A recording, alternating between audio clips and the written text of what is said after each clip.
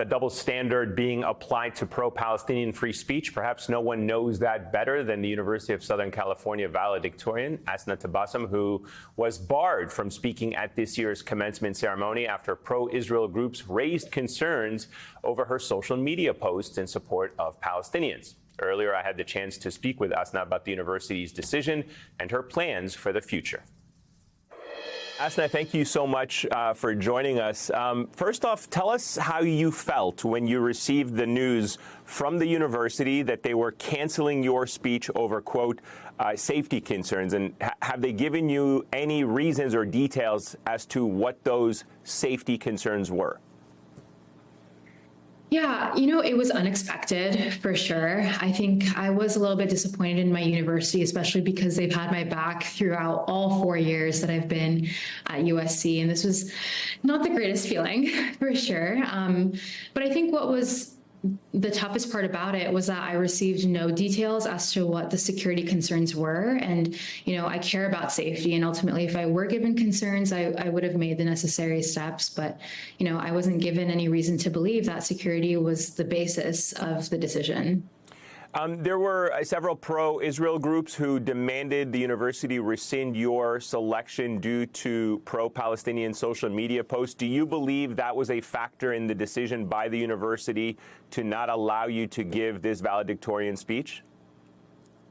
Yeah, so I had some material on my Instagram that was pro-Palestinian for sure, and I think that invited, unfortunately, a lot of hatred. Some of it was like a valid academic position or ideological position, but a lot of it was unfortunately just plain Islamophobia, plain racism. And I think the pressure of that hatred campaign definitely played a role in the university's decision. And, I'm sure multiple factors were at play, but I would say that that's possibly one of the biggest ones. Yeah.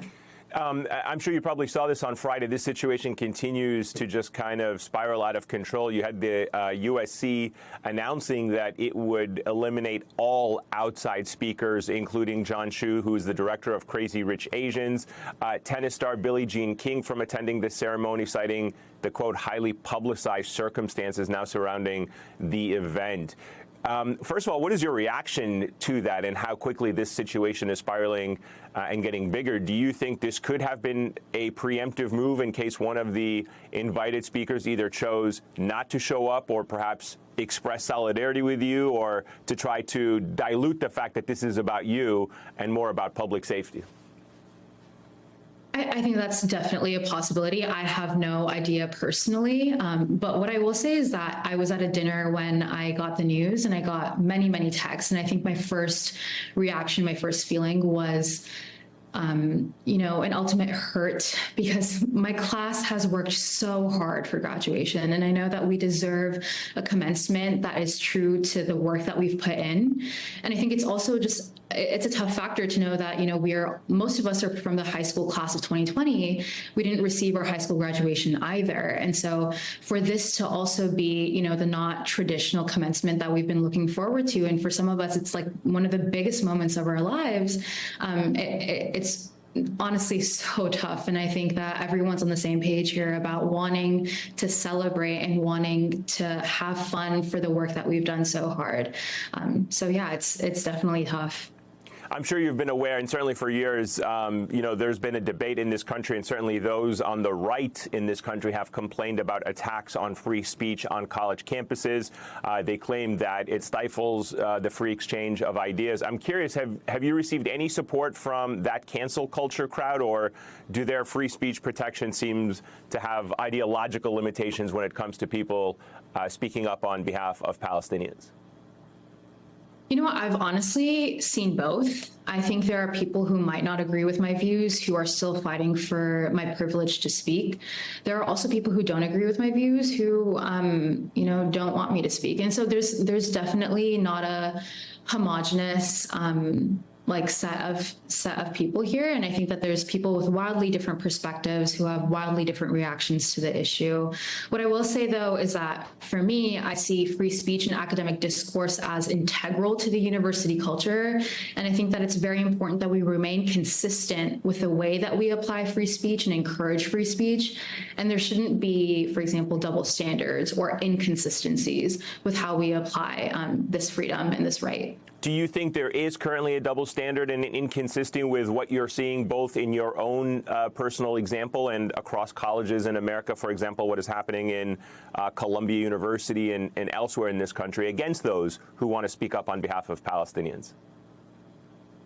To be honest, yes. I think that unfortunately it's a little bit of inconsistency when it comes to applying free speech, and I think that everybody should be welcome to put their views on the table, and that's exactly what academic discourse is, and student activism is as American as apple pie, and that's where we should be most available and most free to make our opinions known, most available to protest. And my brothers and sisters in Columbia, at Pittsburgh, at Berkeley, we're making change, we're using our voices, and we're amplifying one another. And if we're not doing it on college campuses where discourse is supposed to be encouraged, then where can we do it? And so free speech must be applied consistently, and it's most important, and it has the most gravity on college campuses for sure.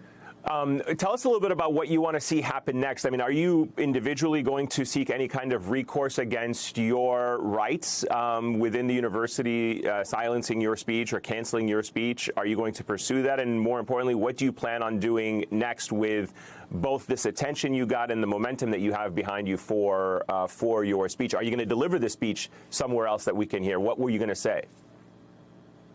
So my priority here is to make sure that what has happened to me does not happen to anyone else, and I think that my duty here and my principle here is to make sure that students who come in the future feel encouraged and feel free to express their views, no matter what those views may be. And I think that I'm keeping my options open about how to best set that precedent.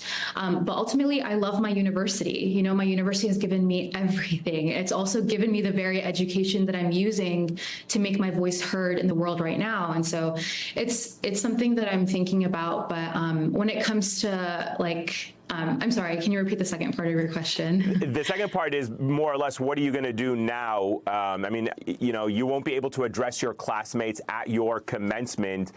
Is there a message that you'd like to share with them or any other soon-to-be graduate at this moment? Yeah, my message to the graduates right now is we've been given such a wonderful education. We've learned how to learn, and it's upon us. It's the responsibility upon us to learn about the world and make decisions and make change. And if we're not using our education in this way, then we're not doing due respect to the education that not a lot of people in this world receive. When it comes to actually being able to address my fellow graduates on a larger level, I'm also still looking into options. But again, ultimately, coming out of this experience, the precedent that I want to set here is that this should not happen to anyone else, and that this should be a precedent for people speaking up for their values. Absolutely. All right, Asna Tabassum, thank you so much. Congratulations on being valedictorian. Nobody can ever take that away from you, and we certainly appreciate you spending some time with us, and best of luck to you in everything you pursue going forward. We're going to watch you very closely as you begin the real world. Take care. Thank you so much. I appreciate it. Take care. Bye. Hey everyone, MSNBC has a new and improved app. You'll get real-time alerts and analysis, live blogs, in-depth essays, video highlights, and the best 2024 election coverage. Download the new MSNBC app. Here's how to do it. You tap on the App Store on your phone. You hit search on the bottom right corner. You type in MSNBC. You click on the MSNBC app. You click on Get or the cloud icon and enjoy it.